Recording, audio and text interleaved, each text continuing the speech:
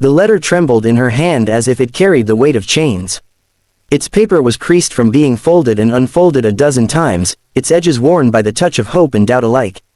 She stood by the window of her small, weathered cabin, the prairie wind slipping through the cracks in the shutters, carrying with it the distant sound of cattle and the hollow echo of loneliness.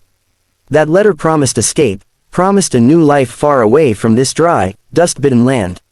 A distant cousin had written, offering her a place in a city where the trains ran every day and the streets never fell silent. She had told herself it was her chance, the only chance. And yet, when she looked at the words on the page, her heart ached with something she couldn't name. The cowboy had been watching her for days without speaking, his figure often appearing at the edge of the horizon, a silhouette against the sinking sun. He was a man of few words, his presence quiet but unshakable, like the mountains standing guard far in the distance. She had grown used to the way he would tip his hat when their eyes met, the way his boots left deep prints near her gate before he vanished again into the open plain. He was not bound to her, not by blood or promise, but somehow his shadow lingered inside her thoughts, stubborn as a burr stuck in cloth. She wondered if he knew about the letter, if he understood the way her fingers shook when she held it. When he finally appeared at her porch that evening, the letter still clutched tight in her hand, she did not know what to say. The sun painted the sky in bruised hues of purple and gold, the land stretching endless around them, and his silhouette filled her doorway like a storm about to break. He looked at her, then at the letter, his jaw tight, his chest rising with a breath too heavy to release. She felt her heart race, as though he could see straight through her, straight into the choice she had been circling for weeks. She should have hidden the letter. She should have tucked it away and pretended. But instead, she held it out in plain sight, daring him to notice. He stepped closer, boots echoing on the wooden boards of the porch, his spurs clicking in rhythm with the ache in her chest. "That paper," he said at last, voice low and rough, "ain't the road you want to ride." She swallowed hard, the words catching in her throat. "It's a chance," she whispered. "A chance to leave all this behind. To start somewhere new." Her voice cracked, and she hated herself for it. The cowboy's eyes softened, just barely, before hardening again with resolve. He reached out, and for a moment she thought he might take her hand, but instead, he took the letter. Her breath caught as he unfolded it slowly, his rough fingers brushing over the words that had haunted her. He read none of it. He didn't need to. The weight of the paper alone was enough. Then, without asking, he pulled another folded sheet from inside his coat, one she had never seen before. It looked older, worn by travel, the edges curled and stained by rain. He placed it gently into her palm, his hand lingering just long enough for warmth to pass between them. "If you're set on leaving," he murmured, "leave with this." She stared at him, confusion and anger warring inside her. "What is this?" she demanded. Her voice trembled not from fear but from something deeper, something raw. The cowboy tipped his hat lower, shadows veiling his eyes. "My words," he said simply. "My road, my truth. If you're going to walk away, you ought to know what you're walking from." His tone was quiet but steady, a vow wrapped in gravel. She pressed the old paper to her chest, unsure whether to clutch it close or throw it back in his face. The air between them grew heavy, filled with the scent of dry earth and horses, with the hum of crickets rising from the grass. She wanted to scream at him, to demand why he thought he had the right to interfere, why he thought he could step into her life and twist the course of her fate with a single scrap of paper. Yet she could not move, could not breathe without acknowledging the way her pulse leapt at his nearness. The letter she had held for weeks had promised escape, but the letter he had given her promised something far more dangerous, roots. Finally, she unfolded the page, her eyes scanning the handwriting rough and uneven, marked by a man unused to pouring his heart onto paper. But the words struck her harder than the promise of the city ever had. He wrote of nights alone by the fire, of roads that led to nowhere until they led to her, of a heart that had been hardened by years of wandering but had softened the moment she looked his way.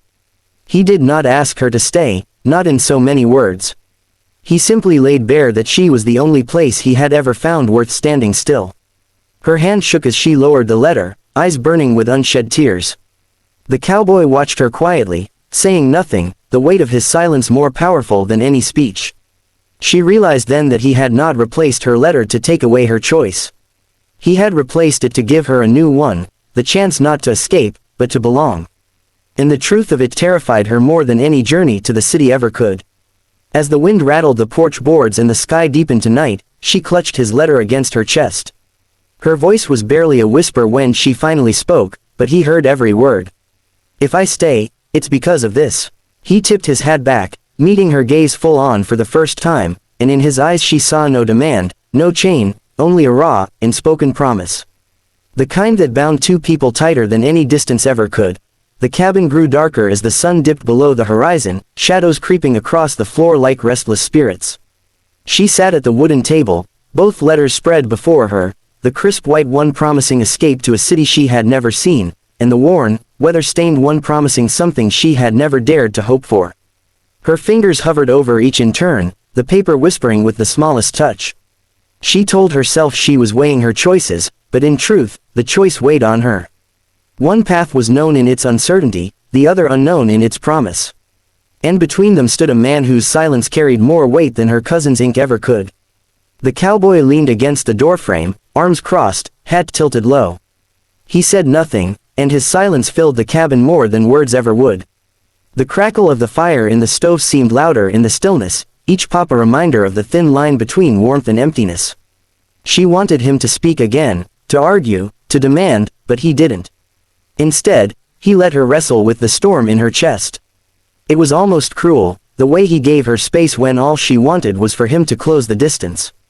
She picked up the city letter, reading it once more by lamplight. The words promised security, family, and a roof that didn't leak when it rained. They promised a place in a world that didn't know her losses, her struggles, her scars. It was tempting, so tempting, to fold it up and pack a bag before dawn. But when she looked up, her eyes landed on him, the way the lamplight caught the rough planes of his face, the way his eyes held steady on her like she was the only horizon that mattered. And she knew the letter from her cousin spoke of walls and streets, but not of belonging. Not of him. Anger welled inside her as quickly as longing.